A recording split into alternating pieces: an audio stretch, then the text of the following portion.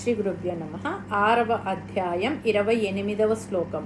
ఈ శ్లోకము అత్యున్నతమైన ఆనందాన్ని గురించి వివరిస్తుంది. ఓం యుంజన్నేవం సదాత్మానం యోగి విగత కల్మషః సుఖేన బ్రహ్మ సంస్పర్శం అత్యంతం సుఖమశ్నుతే. ముందుగా పదపదానికి అర్థం తెలుసుకుందాం. యుంజన్ ఏవం, ఈ విధంగా అభ్యాసము చేయుచున్నవారు, సదా ఎల్లప్పుడూ, ఆత్మానం తన మనస్సును పరమాత్మయందు నిలిపి, యోగి యోగ సాధన చేసేవారు, విగత కల్మషః అంటే కల్మషములు పోగొట్టుకున్న వాడై, సుఖేన సులభంగా, బ్రహ్మ సంస్పర్శం పరబ్రహ్మము యొక్క సాన్నిధ్యాన్ని, అత్యంతం సుఖం అంతులేని ఆనందాన్ని, అశ్నుతే అంటే పొందుతున్నాడు. తాత్పర్యం ఏమిటంటే నిరంతరంగా ఈ విధంగా యోగ సాధన చేస్తూ మనస్సును పరమాత్మపై నిలిపే యోగి సమస్త పాపాల నుండి విముక్తుడవుతాడు. ఇంత కష్టపడి మనస్సులో నుండి కల్మషాలను తొలగించి దానిని విగత కల్మషం చేసి మరలా లాలించి బుజ్జగించి పట్టుకొచ్చి ఆత్మలో నిలిపితే ఏమవుతుంది అంటే బ్రహ్మ సంస్పర్శం కలుగుతుంది. ఇది అత్యంతమైన సుఖం, అంటే అంతులేని సుఖం కలిగిస్తుంది. బ్రహ్మానందం సులభంగా లభించే ఉపాయం ఇది అని స్పష్టంగా చెప్పాడు పరమాత్మ. మొదట మనస్సును కల్మషరహితంగా చేయాలి. అంటే మనస్సులో ఉండే దుర్గుణాలను, పాప ఆలోచనలను, కోరికలను, మనస్సులో చెలరేగే విపరీత భావాలను, వాటి వలన కలిగే రాగద్వేషాలను సమూలంగా పోగొట్టుకోవాలి. ఇవన్నీ రజోగుణము తమోగుణము నుండి వచ్చేవి. కానీ ఆత్మతత్వము సత్వగుణ ప్రధానం. సత్వగుణం ఎక్కువగా ఉంటేనే కానీ ఆత్మ సాక్షాత్కారం కలగదు.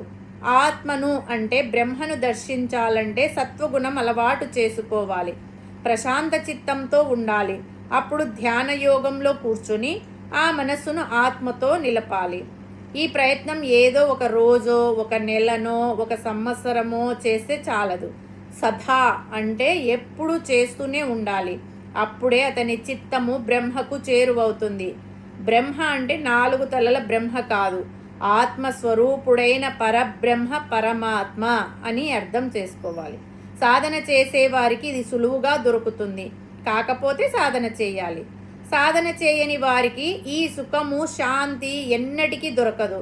బ్రహ్మ సంస్పర్శ పొందడం సామాన్యం కాదు. అది కనపడదు, కేవలం చిత్తంలోనే దర్శించాలి. బ్రహ్మ సంస్పర్శ కలిగింది అనే దానికి గుర్తు ఏమిటంటే మనకు అనంతమైన సుఖము, శాంతి లభిస్తాయి. అదే గుర్తు. దీనికి ఉదాహరణగా ఒక చిన్న కథ చెప్పుకుందాం. ఒక అడవిలో ఒక ముని తపస్సు చేసుకుంటూ ఉండేవాడు. ఆయన ఎప్పుడూ చిరునవ్వుతో ఏదో తెలియని పరవశంలో మునిగి తేలుతుండేవాడు. ఆ దారిలో వెళ్తున్న ఒక ధనవంతుడు అది చూసి ముని దగ్గరకు వెళ్ళి ఇలా అడిగాడు, స్వామి, నా దగ్గర అపారమైన సంపద ఉంది, విలాసాలు ఉన్నాయి, కానీ నాకు రాత్రిపూట నిద్ర పట్టదు, ఎప్పుడూ ఏదో ఆందోళన, మీరు ఏమీ లేకపోయినా ఇంత ఆనందంగా ఎలా ఉన్నారు అని అడిగాడు. ముని నవ్వి ఇలా అన్నాడు, నాయనా, నువ్వు నీ సుఖాన్ని బయట వెతుక్కుంటున్నావు. నీ మనస్సు నిండా రేపటి గురించి భయాలు, సంపాదన గురించిన చింతలు ఉన్నాయి.